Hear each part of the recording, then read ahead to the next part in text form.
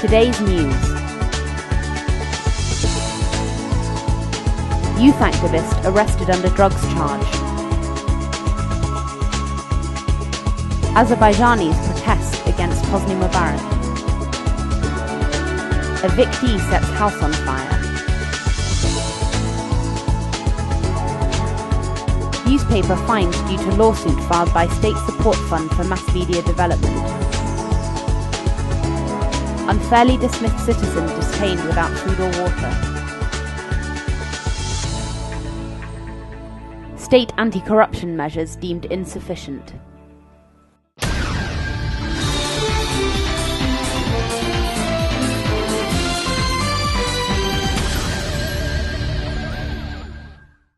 The Defence Committee for Youth activist Jabar Jabali held a press conference today to speak about the arrest of a member of the Azerbaijan Popular Front Party Youth Committee, Savalanli. Defence Committee member Nakhti Gadulov declared that the authorities had taken this measure in an attempt to intimidate and silence the youth. The head of the APFP Youth Committee, Abulfaz Gurbanli, said that Savalanli had been arrested because of his involvement with protests against a police clampdown during an opposition protest on January 20th at the Alley of Martyrs. Savanli had also posted critical articles on Facebook. The editor-in-chief of Azad Lig newspaper, Ganimat Zahid, proposed that youth organisations should join with opposition parties to form a united front. According to journalist Shavala Chobanoglu, these type of arrests happen mainly over the weekend, on the basis that people are less likely to pay attention to fabricated criminal charges and arrests on non-working days. Deputy APFP chairman Ghazal Bayramli said that he thought the arrest was politically motivated, carried out with a hope of silencing youth activism. Head of the Musavat Party Youth Committee, Tural Abbasli, said that the arrest required an immediate response and proposed holding protests in front of the President's office, the Ministry of Internal Affairs, and in the city centre. IRFS chairman Amin Husseinov pointed out that journalists like Mirza Sakit and Ainullah Fatulayev had been victims of the same charge. According to him, the aim of these measures is intimidation. APFP youth member Jabar Savlan was arrested on Saturday evening in front of his apartment building. He is being charged with possession of narcotics, which carries a prison sentence of up to 3 years.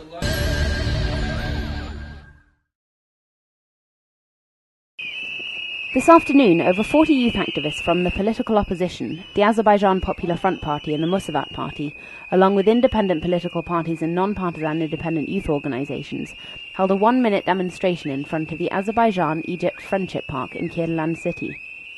The protesters carried posters displaying slogans including "Happy Revolution, Dictator Out" and "Let Egyptians Live Free and Be Happy." They drew attention to themselves by whistling in unison.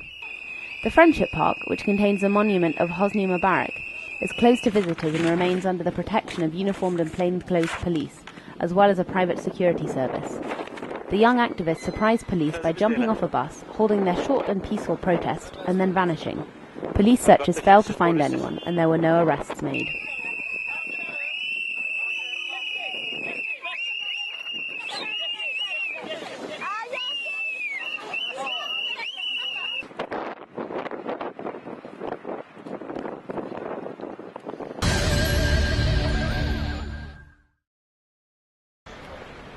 This morning, bailiffs arrived at 46 Nizami Street in Baku to evict citizens Rufat Dadiev and his ex-wife Lyubov Novikova. They were acting in accordance with the court ruling to transfer the ownership of the apartment to Ralph Karimov. Dadiev and Novikova claim that the decision is illegal and has been based on fraudulent information. On February 3rd, Sabel District Court Judge Elshad Shamiev annulled the court decision on Novikova's appeal, and the day after that he annulled his own decision. Dadiev and his lawyer believed that the second decision was made under pressure. The police blocked the entrance of the yard and prevented the press from entering, but after a while Dadiev's lawyer was allowed in to help his client. Then, in an act of protest, Novikova tried to set the house on fire. However, the fire department, who had been summoned in advance, were able to put it out very quickly. After that, the door was broken down and furniture was removed. The court executors allowed the journalists to record this part of the process. The furniture will be transported as requested by the evictees, said one of the executors.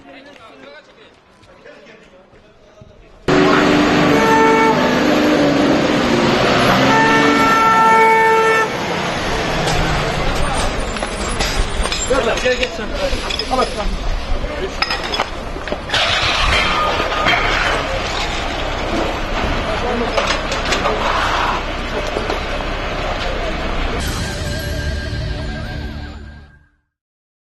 Today, the Baku Appeals Court heard the mutual appeal against the October ruling on the civil lawsuit filed against Kural newspaper by Vugar Sefali, executive director of the State Support Fund for Mass Media Development. Sefali complained that his honour and dignity were offended by the expression "press butcher" that appeared in Avaz Zainali's article "Ilham Aliyev is not the president of Kural newspaper," published in Kural's end of July issue. Sefali filed a lawsuit demanding that the paper publish a refutation and that he be awarded 10,000 AZN in compensation.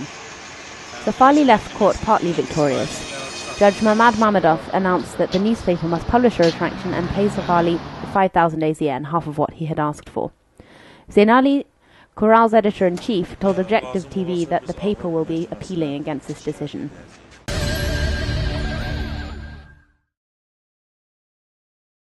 The problems began when Arujov, as a private individual, paid 38,500 manat for the privatization of state-owned land. However, the land was sold to another party for a higher price. Because Arujov had borrowed the money from a bank, he wanted his payment back. In response, the committee leadership took the case to the prosecutor's office, accusing Arujov of bribery and fraud. A criminal case was opened against him, but then later dropped by the General Prosecutor's Office. "I never stopped fighting against my unfair dismissal. They told me that when a vacancy reopens, I can have my job back," said Arujov. When he heard in the news that 15 employees had been fired and 40 punished for corruption and bribery, he visited the committee. This took place on February 1st, and 2 hours later he was arrested and taken to the police department, where he was held for 5 hours without food or water. It became clear that the committee leadership had appealed to the Interior Ministry, claiming that I was planning to blow up the committee building. That's why I was held by the police. Later, they fined me 50 manat for minor hooliganism, took a statement from me. 5 hours later, I was set free and ordered not to visit the committee again, said Arujov.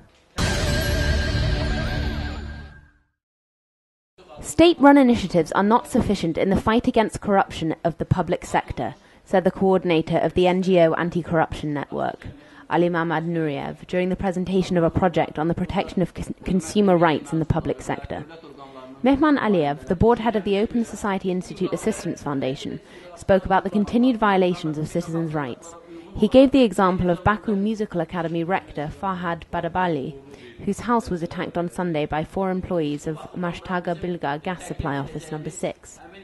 This incident demonstrates the difficulties citizens are encountering with communal service payments, Mehman Aliyev said. Expert Alekbar Asagazayev said that the service providers are misusing funds they receive from citizens and from the state budget. The consumer rights law clearly requires that the provider should provide the people with a good quality and sustainable service, he said. The presentation of the project, financed by the Open Society Institute Assistance Foundation, released a draft contract for consumers and service providers. The project has also created a website to provide the citizens with key information on consumer rights and utility provision.